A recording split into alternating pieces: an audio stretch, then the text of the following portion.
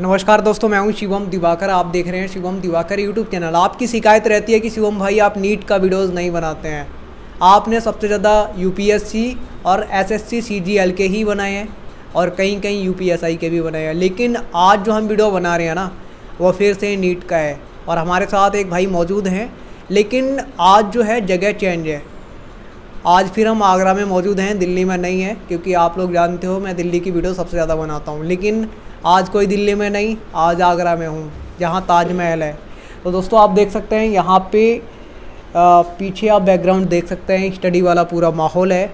हमारे साथ एक भाई मौजूद हैं, इन्होंने भी एक एग्ज़ाम दिया है, जो एंट्रेंस एग्ज़ाम होता है पहले, वो दे चुके हैं और इन्होंने कई जो हैं क्वेश्चन पेपर हैं वो लगाए हैं। तो आज आपको बताएंगे कितने क्वेश्चन पेपर लगा चुके हैं और कितनी प्रैक्टिस कर चुके हैं, कैसे कैसे क्वेश्चंस आते हैं और किस तरीके से ये आगरा में पढ़ते हैं, क्योंकि अपना घर छोड़ करके आए हैं। सबसे पहले मैं आपसे जानना चाहूँगा, आपका नाम क्या है? जितेंद्र कुमार। आप कहाँ से आए हुए हैं आगरा में? मेरा गांव चौसिंगी है वहाँ पर, वहाँ से आगरा आया हुआ हूँ मैं। कितने दिन आपको यहाँ पे हुए हैं? मेरे को दूसरी साल चल रही है। इस हॉस्टल में क्या क्या सुविधाएँ मिलती हैं? हॉस्टल में सही है, खाना पीना रहना सब कुछ बढ़िया है। इस हॉस्टल का नाम क्या है जिसमें आप रहते हो? छाया निकेतन हॉस्टल है, ये सिकंदरा में पड़ता है। एक महीने का आप इसमें कितना किराया देते हो? 6,000 रुपया इसका रेंट है और लाइट अलग है उसमें। क्या यहाँ पे जो खाना होता है वो डेली एक जैसा ही मिलता है या फिर डेली चेंज होता है? खाना मौसम के हिसाब से होता है, जैसे सब्जी आती है उस हिसाब से आता है। और खाना की क्वालिटी कैसी होती है? खाना अच्छा होता है या फिर हल्का होता है? खाना सही होता है, बढ़िया, जैसा खाना चाहो। यहाँ पे स्टूडेंट को कोई दिक्कत परेशानी तो नहीं होती? नहीं, कोई दिक्कत नहीं है, स्टूडेंट ही रहते हैं यहाँ पे सारे। अब बात करते हैं कि आप यहाँ पे कैसे पढ़ते हैं। अभी लॉकडाउन था, अभी भी हटा नहीं है, यानी कि कोचिंग्स नहीं खुले हैं बहुत सारी जगह, और खुल भी गए हैं और कहीं कहीं स्कूल भी खुल गए हैं। तो अभी आप किस तरीके से जो नीट की तैयारी है वो कर रहे हैं? मैंने पहली साल में जब कोचिंग चालू की थी तब बलूनी से पढ़ा था 1 साल, क्योंकि मैं हिंदी मीडियम का बच्चा हूँ। तो जब मैं गांव से आया था तब मतलब बहुत पता नहीं था कुछ भी, तो 1 साल बलूनी में पढ़ा। फिर पेपर दिया था मैंने 20 में, अब मैं 21 में दूंगा। तो अब मैं ऑनलाइन क्लास ले रहा हूँ फिजिक्स वाला सर से, क्योंकि उनका क्या है, उनका पैसा वगैरह बहुत कम लेते हैं। पूरी साल का उन्होंने मुझसे 3500 रुपये लिया है। पूरी साल का 3500 रुपये लिया है। उसमें सारी फैसिलिटी थी, डीपीपी वगैरह सब, टीचर ऑनलाइन सब कुछ था, मतलब एकदम कनेक्ट थे, अभी भी कनेक्ट रहते हैं। कई सीरीज चलाई उन्होंने बच्चों के लिए, बढ़िया है। मतलब कितना भी गरीब बच्चा होगा तो उन पर पढ़ लेगा वो घर पे बैठ के। आपने जो एंट्रेंस एग्ज़ाम का जो पेपर है वो कब दिया था? वो 20 में दिया था मैंने। तो उसमें क्या कमियां हमारी रह गई जो अब हमें सुधारनी है और सुधार करके आगे बढ़ना है? कमियां ये थी कि मैं टीचर के उस पर चला, टीचर कभी कभार एक्स्ट्रा भी करा देते हैं, तो मतलब मैंने एनसीईआरटी पे फोकस नहीं किया था ज़्यादा, तो उस हिसाब से मेरा सही नहीं हो पाया पेपर। और पेपर आता है वो पूरा एनसीईआरटी वैसे ही आता है, क्योंकि इसमें हमें 3 ही सब्जेक्ट बहुत मजबूती से पढ़ने होते हैं, बायो, केमिस्ट्री और फिजिक्स।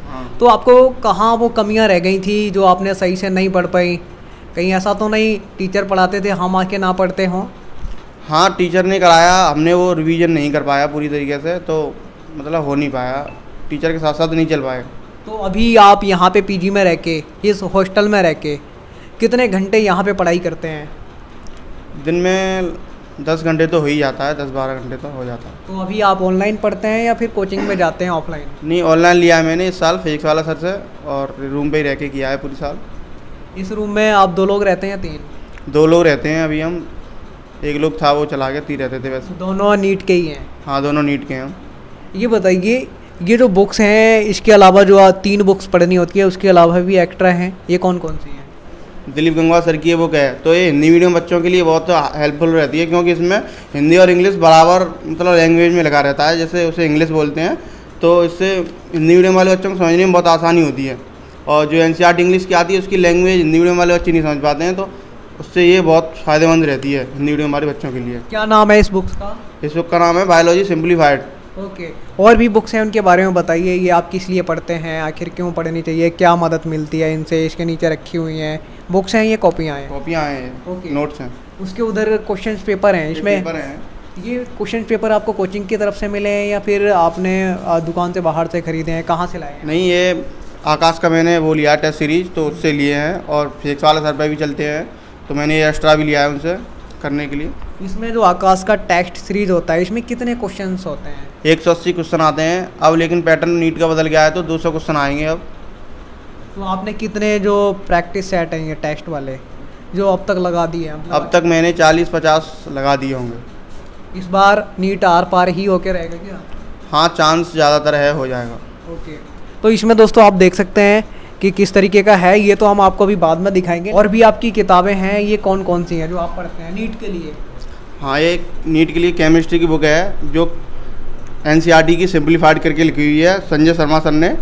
इससे जैसे हिंदी मीडियम के बच्चे हैं, लैंग्वेज नहीं समझ पाती उसकी, तो इसमें सिंपल लैंग्वेज में लिखा हुआ है, इससे समझ में आता है पूरा सही, मतलब कोई दिक्कत नहीं होती समझने में से। यानी कि जो हिंदी मीडियम के छात्र हैं वो इंग्लिश नहीं समझ पाते हैं, उनके लिए ये अच्छी बुक है, क्योंकि हिंदी बढ़िया बुक है, हिंदी मीडियम वाले बच्चों के लिए बहुत अच्छी बुक है। हिंदी में लिखा हुआ है इसलिए। हाँ, हिंदी इंग्लिश दोनों में लिखा हुआ है तो समझ में आता है सही। ओके, और भी हैं उसके बारे में बताओ, इनसे क्या मदद मिलती है, आखिर क्यों पढ़ते हो आप इनको? ये NCERT बेस है और पेपर पूरा इन्हीं पे आता है, तो यही पढ़नी पड़ती हैं। NCERT होती हैं वो, जो यही पढ़नी पड़ती है। ये क्लास 12th की फर्स्ट पार्ट है NCERT का। ऐसे NCERT बार बार रीडिंग करनी चाहिए पेपर के लिए। आपका मानना ये है सबसे ज़्यादा NCERT पढ़नी चाहिए? हाँ, NCERT पे ही फोकस रहना चाहिए, क्योंकि 180 में से 170-160 क्वेश्चन NCERT में से ही आते हैं लाइन टू लाइन। इस बार आप बहुत ज़्यादा क्वेश्चंस जो है लगा चुके हैं, मुझे लगता है इस बार आप कर देंगे, आर पार करके ही मानेंगे। हाँ, आर पार हो जाएगा इस बार। वैसे पहली बार गलतियाँ हुई थी लेकिन वो अब नहीं होंगी। अब नहीं होंगी वो। अब मुझे ये बताइए, आप नीट की ही तैयारी क्यों करते हैं? और भी तो दुनिया भर के फील्ड हैं, आप इसके पीछे हाथ धो के क्यों पड़ गए हैं? एक तो यह है कि मेरे गांव है, उधर कोई भी डॉक्टर नहीं है अभी तक। एक हैं, वो बहुत दूर रहते हैं, बाहर मुंबई में। तो ऐसा भी है कुछ अलग करना सबसे, और फोर्स वगैरह में तो होते ही हैं सारे लोग, तो ये अंदर से वो, और घर वालों की भी इच्छा है कि डॉक्टर बने हमारा लड़का। क्योंकि गांव में कोई नहीं है तो आप गांव के लोगों की समस्या जो है ख़त्म करना चाहते हैं जो भी बीमार होगा। हाँ, मैं गांव के लोगों की हेल्प करूंगा, जब बन जाऊंगा तो उधर ही कुछ सेटअप बनाऊंगा अपना। उसके लिए आपको बहुत ज़्यादा मेहनत करेंगे आप। हाँ। ये वादा कर रहे हैं ना आप मेरे से? हाँ, ये वादा है। ठीक है, हमारी भी पूरी शुभकामनाएं, और आप ज़रूर करेंगे। लैपटॉप से क्या मदद लेते हैं ऑनलाइन क्लास लेने में? हाँ, लैपटॉप से ऑनलाइन क्लास लेते हैं, इससे ज़्यादा मोबाइल से, जैसे मोबाइल से लेते हैं तो आंखों पे ज़्यादा इफेक्ट पड़ता है, छोटी स्क्रीन होती है, तो लैपटॉप से बड़ा होता है तो इतना इफेक्ट नहीं पड़ता आंखों पे। इस हॉस्टल का नाम क्या है जिसमें अभी हम दोनों लोग बैठे हैं? हॉस्टल का नाम है छाया निकेतन। ये आगरा में कौन सी जगह है? ये सिकंदरा एनक्लेव में स्थित है। यहाँ पे अगर आप आना चाहते हैं तो आप भी आइए, आपका स्वागत है, और पढ़ाई कीजिए और आगे बढ़िए। अब मैं आपसे एक और चीज़ जानना चाहूँगा, जो क्वेश्चन पेपर जो टेस्ट सीरीज है आकाश की, आप इतनी ज़्यादा क्यों लगा रहे हैं? टेस्ट सीरीज से क्या होता है कि बार बार क्वेश्चन रिपीट होते रहते हैं, तो वो पेपर में हेल्प करते हैं। फिर ज़्यादा क्वेश्चन लगाने से पेपर में आसान हो जाता करना। आपके परिवार का बैकग्राउंड कैसा है? मेरे पापा गवर्नमेंट एम्प्लॉई हैं, कलेक्शन अमीन है, वो तहसील सिरसागंज में। सिरसागंज में है? मैनपुरी इटावा के साइड पड़ता है। हाँ हाँ। अगर उम्र की बात की जाए तो अभी आपकी कितनी है, और आपने 12th कहाँ से किया है? मैंने 12th अपने गांव से किया है, गवर्नमेंट इंटर कॉलेज से, और मेरी उम्र है इस टाइम 18.5, और मैं यहाँ पे अभी कर रहा हूँ। आप लगभग 18 साल के हैं? 18 साल का हो गया, हाँ। और आप हिंदी मीडियम के छात्र भी थे? हाँ, हिंदी मीडियम का छात्र था मैं। अब लेकिन कोई दिक्कत नहीं हिंदी इंग्लिश में। अब आपने ठान लिया है कि करके ही रहेंगे और आप करके ही रुकोगे? हाँ, ये अब तो करना ही है। अब करना ही है, रुकना नहीं है। हमारी भी पूरी शुभकामनाएं, और दोस्तों ये करेंगे भी, क्योंकि ये बहुत ज़्यादा यहाँ मेहनत कर रहे हैं, क्योंकि इसीलिए घर छोड़ के ये यहाँ पर आए हैं। माता पिता को क्या मैसेज आप छोड़ना चाहेंगे यहाँ से? पापा मम्मी हैं वो मेरे बहुत हेल्पफुल रहते हैं। पापा तो मेरे मतलब कभी भी नेगेटिविटी नहीं देते हैं, ऐसे नंबर भी कम आते हैं कभी का टेस्ट में, तो यूँ कहते हैं लगे रहो, हो जाएगा। बिल्कुल दोस्तों, आपको लगा रहना है, रुकना नहीं है। आशा और उम्मीद करते हैं ये वीडियोस भी आपको पसंद आएगा। लेकिन हाँ, जो टेस्ट सीरीज है आकाश की, वो भी हम आपको दिखा देते हैं कि आखिर कैसी होती हैं। आप इस वीडियो को देखिए और अपने दोस्तों को भी शेयर कीजिए, और अगर आप भी आगरा आना चाहते हैं तो आपका भी दिल से स्वागत है, आप भी आइए और पढ़ाई कीजिए। मैं आपसे ये भी जानना चाहूँगा, आकाश की जो आपने टेस्ट सीरीज ली है वो किस तरीके की होती है, ज़रा दिखाइए, जो दूसरे हमारे दोस्त हैं वो भी देखें जिन्होंने अभी ज्वाइन नहीं किया है। आकाश की टेस्ट सीरीज NCERT बेस होती है ज़्यादातर, और उसमें ऐसे क्वेश्चन दिए होते हैं। पहले फिजिक्स का पोर्शन देते हैं, वो फिजिक्स का रहता है 45 क्वेश्चन, यहाँ तक देखो फिजिक्स का है। फिर उन्होंने केमिस्ट्री का दिया हुआ है। केमिस्ट्री पहले ऑर्गेनिक केमिस्ट्री दी हुई है उन्होंने पहले, ऐसे ऑर्गेनिक केमिस्ट्री के भी इसमें 45 क्वेश्चन रहते हैं, इसलिए टोटल कुल मिला के 90 क्वेश्चन हो गए यहाँ तक, केमिस्ट्री और फिजिक्स के मिला के। और फिर बॉटनी दी हुई है उन्होंने, बॉटनी के भी होते हैं 45 क्वेश्चन। हाँ, टोटल 180 क्वेश्चन आते हैं पेपर में। उसमें से कितने हैं टेस्ट सीरीज में? टेस्ट सीरीज में भी 180 है। ओके, उसी के अकॉर्डिंग ये तैयारी कराते हैं। हाँ, आगे दिखाइए। ये जूलॉजी का पोर्शन है हमारा, इसके भी 45 क्वेश्चन है। और ये वो साथ में आंसर की भी देते हैं लगा के, मतलब अपना रिजल्ट चेक करने के लिए, ताकि प्रैक्टिस अच्छे से हो सके। प्रैक्टिस अच्छे से हो सके, अपना लेवल पता चल सके कहाँ हो तुम।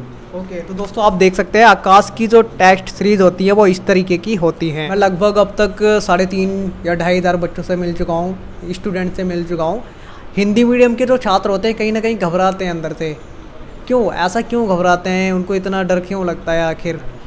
हिंदी मीडियम के बच्चों के दिमाग में ऐसा डाल दिया जाता है पहले से कि तुम नहीं कर पाओगे, क्यों इनके सिलेबस इंग्लिश में रहते हैं और रिलेटिव वगैरह भी होते हैं, वो कहते हैं नहीं तुम नहीं कर पाओगे इसे। लेकिन ऐसा कुछ नहीं है, मेहनत करने से सब होता है। और हिंदी इंग्लिश में 1 साल पढ़ने के बाद फिर कुछ अंतर नहीं लगता। अब मैं हिंदी मीडियम में जब आया था ना यहाँ पे पढ़ने शुरू में, तब मुझे बहुत टफ लगता था, मतलब मैं यहाँ से जा ही रहा था छोड़ के।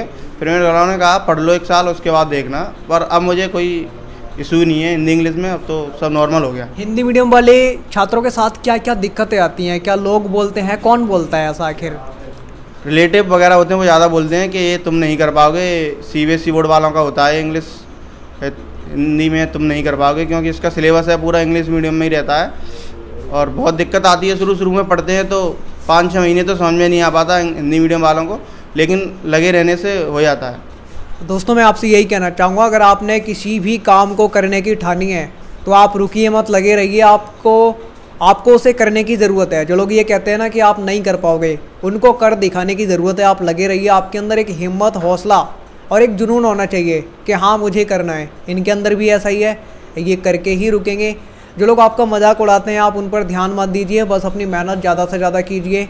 जब आप सफल हो जाएंगे वो एक दिन खुद चुप हो जाएंगे। तो आप लगे रहिए, हमारी पूरी शुभकामनाएं हैं भाई के साथ कि ये जल्दी से कामयाब हों। आज की वीडियो में इतना ही। जय हिंद, वंदे मातरम। इस वीडियो को आप ज़्यादा से ज़्यादा शेयर कीजिए। और हाँ, आपको लगता है कि हम कुछ पूछना भूल गए हैं तो आप कमेंट बॉक्स में लिख दीजिए, हम वहाँ पर भी ध्यान देंगे। आपके विचार सादर आमंत्रित हैं। आज की वीडियो में इतना ही। जय हिंद, वंदे मातरम।